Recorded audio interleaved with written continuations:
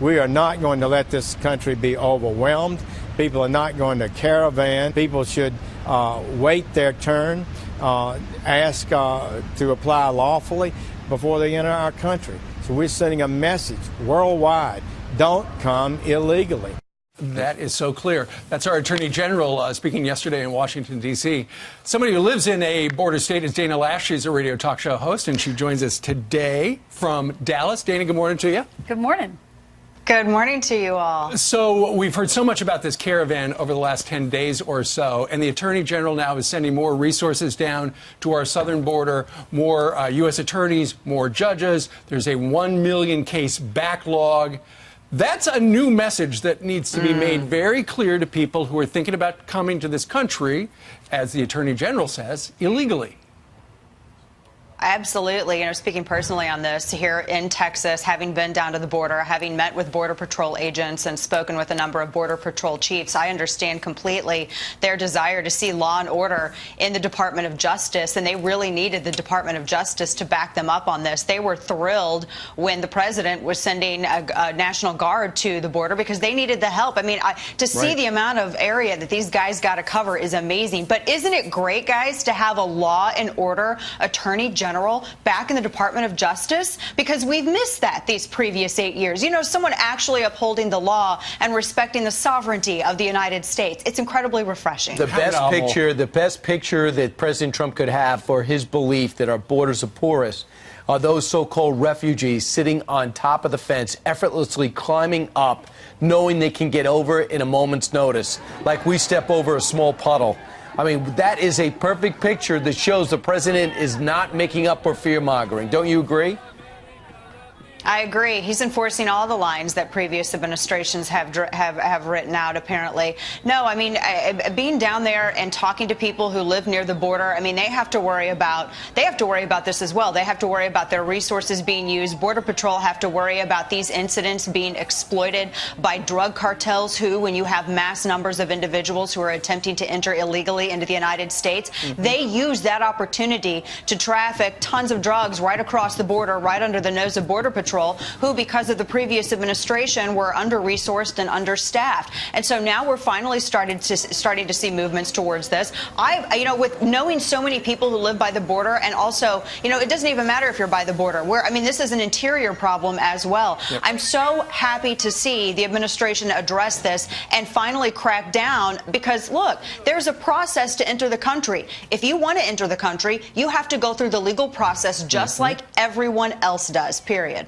Now, Dana, I know you're an NRA spokesperson. You're meeting in Dallas. The NRA is meeting for the convention in Dallas, and I understand the president's going to be addressing the group.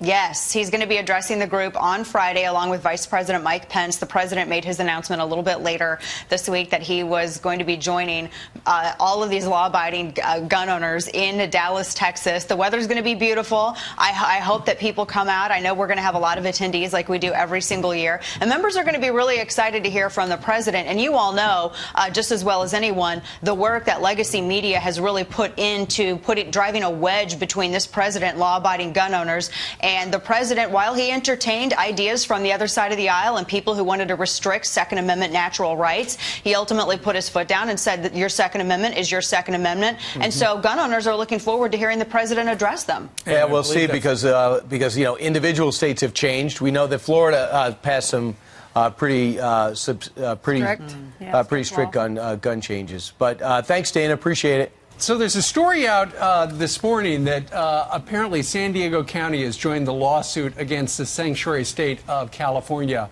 joining the Department of Justice lawsuit as well. Are we reaching a critical mass? Because slowly but surely, so many localities and now counties in Southern California are saying, hey, Sacramento, Jerry Brown, just stop it.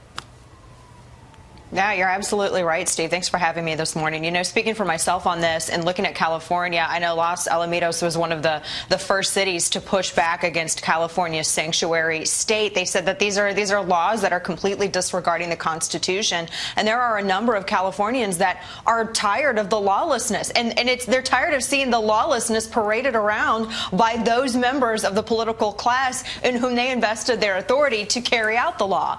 And they're also tired of being worried in their own own communities. I mean, there was the DOJ actually, or DHS, sorry, came out with a report saying that, what was it, 1/3 of about 150 MS-13 gang members that had been in custody were released in California. California is protecting the criminal element at the expense of citizens' safety, and California residents have had enough. I think it was 2/3 were from California. What about the governor? The governor is saying that Fox News is exploiting this issue. We've interviewed so many parents that have lost their kids by criminal, illegal aliens that continue to get back in our country, or they were never detained by ICE or never sent back to their countries. Yeah, I would love for the governor to look at Kate Steinle's family and tell them that that anyone but California is exploiting this issue, or say the same thing to Jamil Shaw Sr., whose son would be alive today if perhaps California government had done their job. I think that's kind of a disgraceful remark for the governor of California to make, because it's his own lawlessness that has perpetuated, that's pushed this problem, not Fox News. I mean, blaming Fox News for your refusal to uphold the Constitution and your refusal to work with ICE and make sure that your citizens are safe, that's a dereliction of duty. That's not media malpractice. Yeah, I mean, you got a choice. What's more important, American citizens or the world citizens? You were elected for American citizens, and that's really that's really where the rubber hits the road.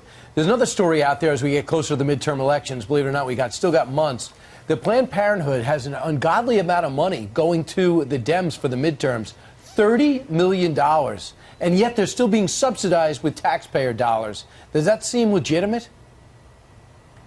No, it's appalling. I mean, I've said this before, and I've talked about this on my program, and it's infuriating to me to see so many taxpayers robbed, and that's what it is. You have innocent American taxpayers who are being robbed to pay an organization that in turn spends our money on Democrat campaigns. We as Americans are being forced to fund Democrat campaigns, because that's who Planned Parenthood funds, to the tune of $500 million a year. This is happening, and this is a for-profit business, and if they can afford to spend millions and millions of dollars on all of these Democrat politicians and to pay for and buy influence in Washington, D.C., well, then they can very much afford to operate without the indulgence of society's forced tax funding, and that's what this is. I mean, it's appalling, and this was one of the things that I was in this omnibus that I wish had not been continued, because we had a chance to not continue to fleece taxpayers to support Democrats. And I'm glad you mentioned that at the end, because ultimately, I mean, if Paul Ryan and Mitch McConnell didn't want it there, they got pens. They could have scratched it out, but no, it went right through. So blame the Republicans. Yeah, it did go right through. Under Republicans, which is appalling. I mean, and Republicans, they pretended to hear what voters were saying about wanting to keep more of their own money and about limited government. This isn't the way to do it, to rob the people that voted for them to pay for their opponents. I mean, they're financing their opposition. They're financing Hillary Clinton. $38 million was spent by Planned Parenthood on Hillary Clinton. We paid for it. They said that they did it so they got fully funded Defense Department, but it shouldn't have been that trade-off. Meanwhile, James Comey's doing his endless media tour, and I think it's beginning to blow up on him. He's getting even tougher questions now, and he seems to have no answers. Talking about politics. Listen. You sound like a political commentator to me more than I don't an mean old to be. director. I don't care whether people support a Republican or a Democrat, because I'm not either. I don't care who they support.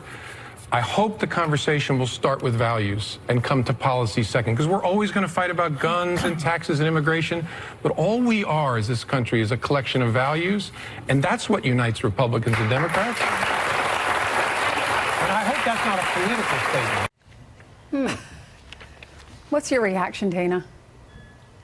Yeah, Ainsley, you can't pretend to lecture Americans from this ivory pedestal about values and virtue while simultaneously making snarky remarks about the size of the president's hands and the circles under his eyes. He stepped all over the message of his own book because he wrote it like he's Regina George writing the Burn book. That's what James Comey sounds like. I have never seen a cattier man than James Comey. And so he gets in his own way. He tries to portray himself as this virtuous example that all of everyone in Washington should follow, but he gets in his own way because his book is so petty. No one's paying attention to anything else in his book. They're all talking about how petty he is. And, he knows better than that. I just think he is. He wanted to. He has a spine of jelly. He was able to be influenced by public opinion and politics. He was able to be influenced by Loretta Lynch. He was a bad FBI director, and he tried to, because of his bad leadership, he attempted to stain all of the really good FBI agents that are under him. Yep, and now he's attempting to sell as many books as possible during this book tour. If he'd like to stop by our show, we'd love to have him, but I don't think, he's going to just very I'd love to watch him on your show. I know. Mr. Comey, if you're watching, call us. Come on.